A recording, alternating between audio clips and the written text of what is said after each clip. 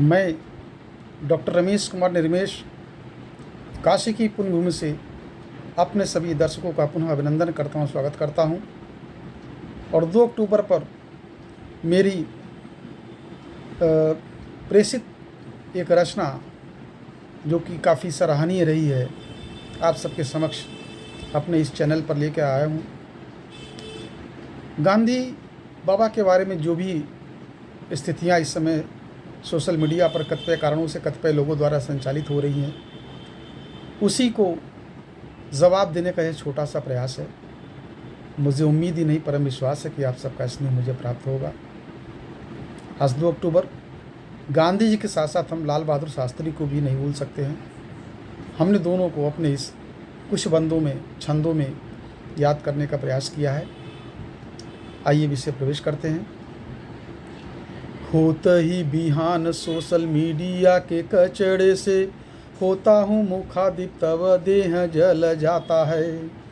बाप दादा का जिन्हें पता ही नहीं है, बापू पर जब कोई उंगली उठाता है। स्पष्ट है, पुनः दोहरा रहा हूँ एक बार। होत ही बिहान सोशल मीडिया के कचड़े से होता हूँ मुखादिप तब देह जल जाता है। अपने बाप दादा का पता ही नहीं जिनको, बापू पर जब वह उंगली उठाता है, बापू पर जब वह उंगली उठाता है। याद करो कितना सुदृढ़ संचार था, एक हाथ को दूजे हाथ का न पता था। ऐसे में भी चलता जिधर वह कृष कायतन, पूरा ही जमाना उसके साथ हो लेता था। चतुर्वेदी जी कहते हैं ना कि चल पड़े जिधर दो डगमग में चल पड़े कोटि पग उसी ओर। वह एक दौर था। आज तो भीड़ तंत्र जुटाने का एक नया फलसफा चल पड़ा है।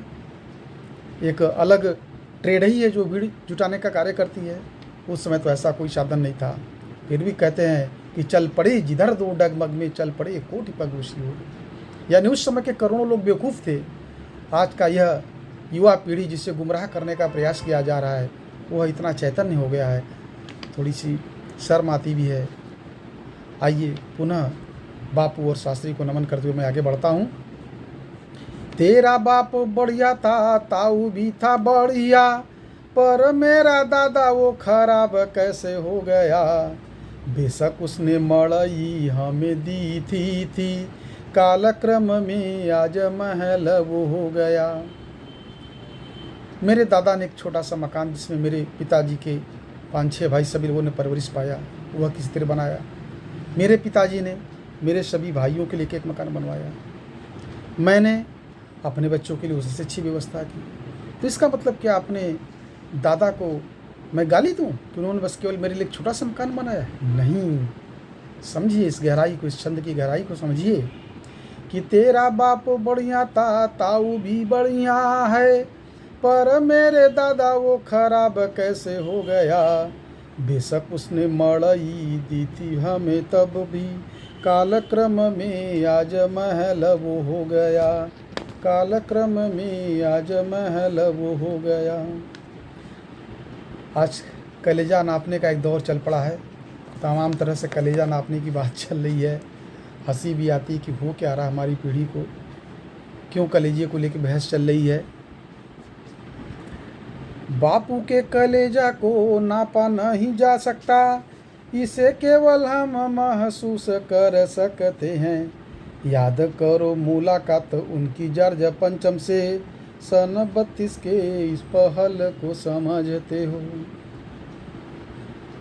एक छोटी सी घटना का मैं उदाहरण दे रहा हूँ, ज़्यादा समय तो नहीं लूँगा। इस घटना से बापू के कलेजे को नापिए और उस समय का जो वातावरण था उसमें बापू के साहस और हिम्मत को नापिए आप।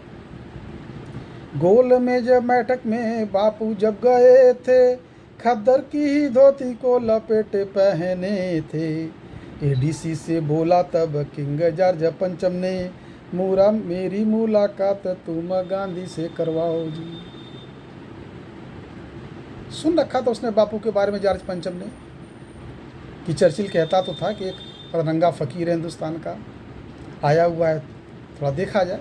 उसको मस्करी सूझी उसने बुलवाया, अपने एडी से कहा कि भाई थोड़ा बापू से मेरी मुलाकात करवाओ गांधी से। अब जैसा कि हम सभी जानते हैं कि राज्यपाल या राष्ट्रपति से जब भी मिलने जाते हैं एक प्रोटोकॉल होता है कि आप इस तरह के कपड़े पहन के आएंगे, इतना दूर बैठेंगे, जेडीसी जब बोलेगा तब आप उठ के चल देंगे, तमाम सारी बातें होती हम में से बहुत लोग जानते हैं। तो वैसे ही कुछ दृश्य यहाँ उभारने का प्रयास किया गया है। गोल मेज बैठक में बाबू जब गए थे, खद्दर की ही धोती को लपेटे और पहने थे। एडीसी से बोला तब किंग जॉर्ज पंचम ने, मेरी मुलाकात तुम गांधी से करवाओ जी। सारा भारत जिस पर करता घमंड है, कहता है चर्चिल वह नंगा एक फकीर है। मैं भी जरा देखो उस चमत्कारी शख्स को, सुनता हूँ अगली सदी का वो वजीर है। जिज्ञासा थी देखा जाए। एडीसी ने भेजा तब प्रोटोकॉल बापू को, किंग की मंशा को उन्हें बतलाया था। पहन के सूट काला या ग्रे कलर का, बापू से आने का निवेदन किया था। बापू का तो एक अपना अलग मिजाज था, हम सभी जानते हैं। दो हाथ बापू ने भी सोचा चलो हो जाए, दो हाथ बापू ने भी सोचा चलो हो जाए। पहन के खादी लिपटाए उसे ले लिया।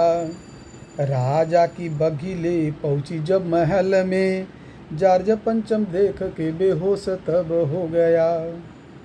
जैसे ही राजा के बघी लेकर पहुंचती है महल में, पंचम तो परेशान के घरे ही था। चर्चिल कहता तो था कि वो नंगा फकीर है, लेकिन वो इतना नंगा है कि कोई प्रोटोकॉल नहीं और कुछ नहीं, सुनने के बाद भी ऐसे ही चला आया। तो एडीसी ने बोला कि जॉर्ज राजा योर ऑनर, क्या उनसे आप मिलना चाहेंगे? तो उसने कहा कि उसके मन में उपहास सूझा कुछ, उसने कहा कि बिल्कुल मैं मिलना चाहूँगा, मिलाओ। अब सोचिए कि एक और मालिक खड़ा 2/3 दुनिया का, उसके सामने नंगा वह एक मेरा फकीर था। दिया जो जवाब उस यूरेनियम की छाती ने, बना इतिहास वह एक ही नज़ीर था। 2/3 दुनिया जिसके बस में थी, जिसके ऊपर वो शासन करता था, एक और वो खड़ा है राजा, और दूसरी यो गुलाम देश का हमारा नंगा फकीर। इतना दूर जा कर के सोचिए कितनी मजबूत, कितनी विशाल उसकी छाती रही होगी, और जाके ऐसे ही खड़ा हो गया। पूछा किंग जॉर्ज ने घमंड से, ये गांधी सुनो, वेयर इज योर क्लॉथ, इस पर क्या कहो। You people stolen all cloth या फयावर, 165 की छाती लिए बापू बोले। उसने कहा कि अरे तुम्हारे कपड़े क्या हुए हैं? उसको उपहास सूझा।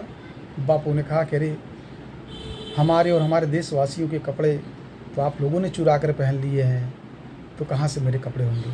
सोचिए कितना हिम्मत, कितना बड़ा कलेजा उस कृषकायतन का, जो 2/3 दुनिया के मालिक के सामने जाकर एक गुलाम देश की हैसियत से बोल रहा है। अंदाज़ा लगा सकते हैं आप। चाहिए कलेजा विपुल ऐसा बोलने को, दुश्मन को उसके घर में ही रौदने को। दिया जो जवाब मेरे कृषकाय बापू ने, सुनया जाएगा पसीना बड़े बड़े को। और उसको मार करके एक ऐसे शख्स को, कितने बड़े वीर तुम बनते हो। अफसोस तो उनके ऊपर आता है जो उन वीरों को इतना तवज्जो देते हैं, तवज्जो ही नहीं देते बल्कि उन्हें पूजने का भी प्रयास करते हैं। अगला बंद इसी पर है। नाहर जो बने थे तेरे बाजुओं में जोश था, बध किए होते किसी अंग्रेज गुंडा माफिया का। मारा है यह सख्त एक राम नामी बूढ़े को, आता है तरस जो रहे पूजते तुम्हें। बताइए, राम नाम जपते हुए एक व्यक्ति को, एक ऐसे सख्त को जिसका एक अतुलनीय योगदान रहा होगा, हम सभी जानते हैं। उस कालक्रम को आज के कालक्रम में हम उसका असेसमेंट आकलन करना चाहेंगे तो यह न केवल बापू के साथ अन्याय होगा, हमारे उस स्वर्णिम अतीत इतिहास के साथ अन्याय होगा, वरन आने वाली पीढ़ी के साथ भी एक अन्याय होगा। समय रहते इसको चेतना है, इस सत्य को पहचानना है और इन संस्कारों को बचाए रखने का प्रयास होना चाहिए। कुछ बंद मैंने अपने लाल बहादुर दादा पर भी लिखा है। वो पहला प्रधानमंत्री था जिसने 19 महीने शासन किया और उसमें चिर प्रतीक्षित विजय हम लोगों को 65 में दिलवाई। शास्त्री को भी, उस अपने परम आदरणीय लाल बहादुर शास्त्री जी को भी हम नमन करते हैं और कुछ बंद उनको भी समर्पित करते हैं हम। दूसरी कहानी आओ तुमको सुनाते हैं, कैसे कैसे लाल मेरे पुरखों ने दिए हैं। 100 साल बाद जिसने पहली विजय दी, उसे हम लाल बहादुर जी कहते हैं। हारने के बाद भी घमंड में था वो तो प्रोत, पाक का अयूब खान लतीहर ऐसा था।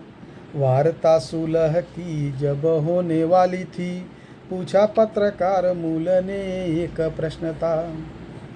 ब्रिटिश पत्रकार मूल नामी पत्रकार थे, हम सभी जानते हैं उनको।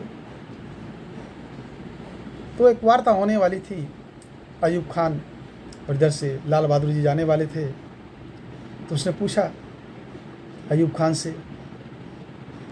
वार्ता का होगा क्या ये एजेंडा सरकार, बोलो। बोला तब अयूब, हम यहाँ पर जीतेंगे। मैं ठहरा लंबा चौड़ा शास्त्री 5 फुटिया है, अब वार्ता के मेज पर 20 हम पढ़ेंगे। अयूब खान 6 फुट 4 इंच का, शास्त्री जी हमारे 5 फुट 4 इंच के। और कितनी कला से शास्त्री जी ने उसको मात दिया। युद्ध के मैदान में तो मात दिया था, और वार्ता के टेबल पर कैसे मात देते हैं, कितना सुंदर तरीका व्यवहार है और अदा है उसको पानी पानी कर देने का। अगला बंद, और इस बंद के साथ मैं अपनी इस रचना को विराम दूंगा। सवाल यही शास्त्री के पास जब आया था, भारत का वो लाल मंद मंद मुस्कुराया था।